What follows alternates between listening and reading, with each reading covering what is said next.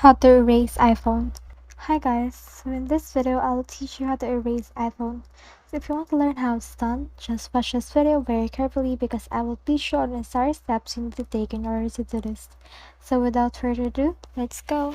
So if you're not locked out of your phone, then what you can do is to just head over to settings, then scroll down until you reach general right here. Then after that, scroll down again until you see this transfer or reset iPhone right here. So just click on that and you can actually reset it. But since we want to erase your iPhone, let's just click this erase all contents and settings.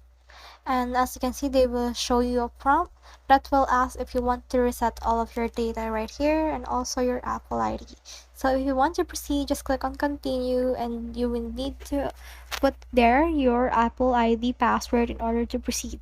However, if you're locked on your iPhone, then you just need to head over to safety mode and then connect your phone or iPhone into a computer and iTunes, and you should be able to reset it from there and back up your data also from there.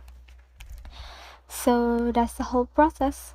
I hope this video helped you to erase iPhone. If you have questions or comments, kindly put it in the comment section below, and make sure to like and subscribe if you love this kind of contents. Follow for more.